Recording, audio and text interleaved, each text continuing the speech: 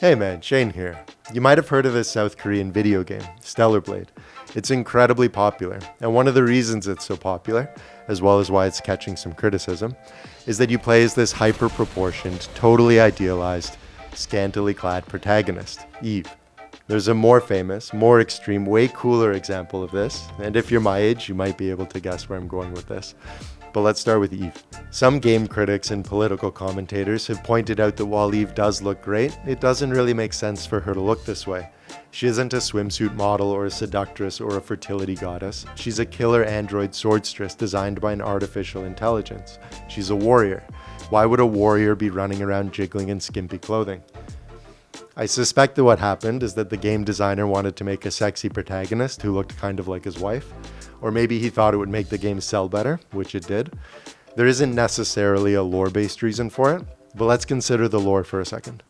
First, Eve is an android, and I think her armor is supposed to be on the inside, integrated into her endoskeleton. Second, she's quite acrobatic, and some of the skimpy clothing she wears does kinda look like what you'd see on a gymnast. And third, she's designed to look like a human, and I'm guessing she was designed to look like an aesthetically pleasing one. Are those good enough arguments? I don't know. Maybe if you've played the game you can tell me. But I think I have a much better argument, which brings us to the more extreme version of this, the Terminator. The Terminator is a different killer robot designed by a different artificial intelligence, Skynet. And Skynet designed him to look just like a regular human man so that he could blend in and infiltrate the human resistance. Which seems a little bit ridiculous, right? This android is 5 inches taller than the average man, and he looks quite a lot like someone with 1 in a million muscle building genetics, who's been lifting weights for decades, and who has been sticking himself with every performance enhancing drug he can find. Why on earth would an artificial intelligence design an undercover android spy who's guaranteed to draw the gaze of absolutely everyone who sees him? I suspect it's the same reason as with Stellar Blade. I think the reason they cast Arnold Schwarzenegger is because he's charismatic and looks cool in that 80s steroid muscle craze kind of way. Later on, they justified it by saying that the android's outer layer needed to be big enough to contain all of the machinery inside, which makes sense. But at the time, I don't think they were thinking all that deeply about the implications of it.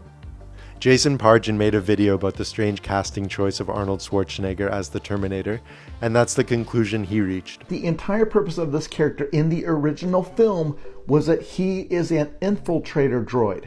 The entire technology they came up with, putting human skin over a robot skeleton, is so that he could blend in. Which means that in the original film, ignoring any lore that was written decades later, Skynet was like, we need to create a person that can completely disappear in a crowd of people. We need to create the most perfectly average, unmemorable man we can. It's almost adorable that our AI overlord, when imagining what the average person looks like, came up with this sculpted Greek god. And I think he's right. But if we look at the lore, and if we consider what's happening in the real world, then I think this starts to feel strangely prophetic. People have an innate preference for strength and health and beauty and competence, right? And we're engaged by strong emotions. Stellar Blade has this incredibly beautiful, impressively athletic protagonist, but it also has hyper-violence, scenic landscapes, an epic soundtrack, and horror. It's trying to hit all of our emotions. Same thing with the Terminator. He's this ultra-masculine, ultra-muscular, ultra-violent, incredibly competent killing machine, and he's so cool that they moved him onto the good team in the sequels. We see the same thing on social media.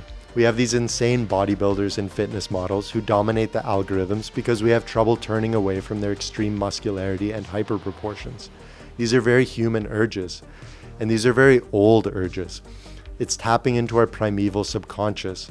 We're naturally drawn to curves and muscles, femininity and violence and horror, and the beauty of nature.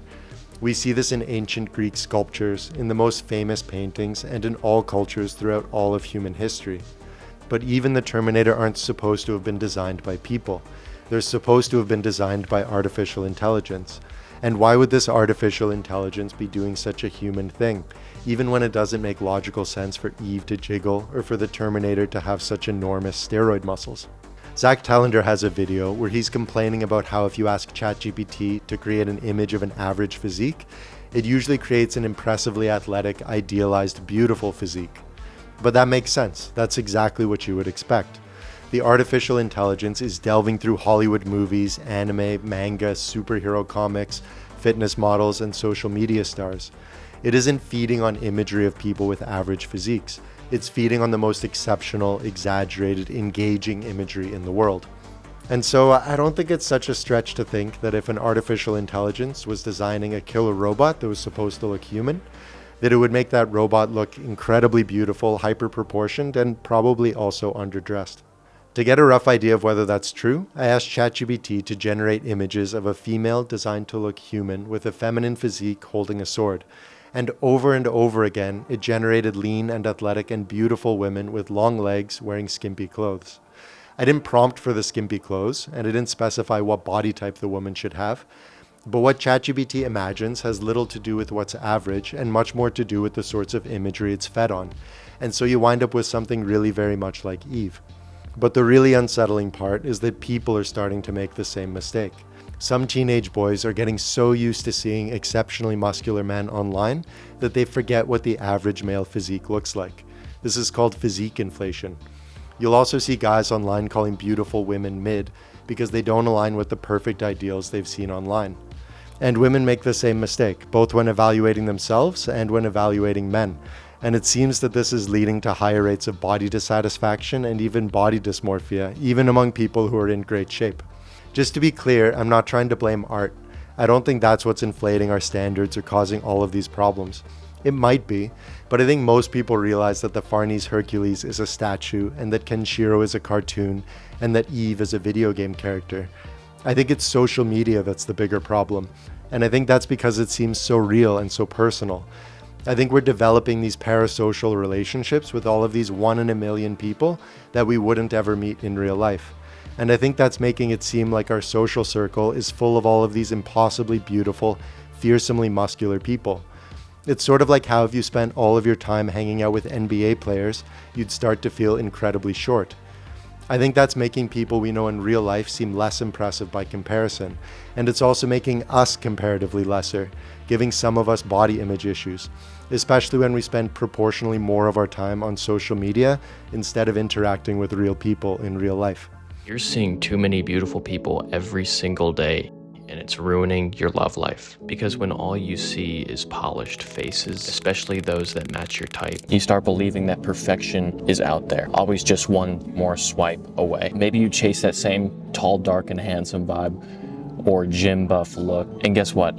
There's an endless supply of those online. But here's something you might not expect. A 19th century German philosopher, Friedrich Nietzsche, saw this coming over 100 years ago, and he came up with a solution. I've put together this love intelligence chart based on Nietzsche's life works, ranking 5 of his most iconic writings, from the worst, most destructive way to approach love, all the way to the highest, most life-affirming vision, a vision that just might save us from the swiping and hookup culture.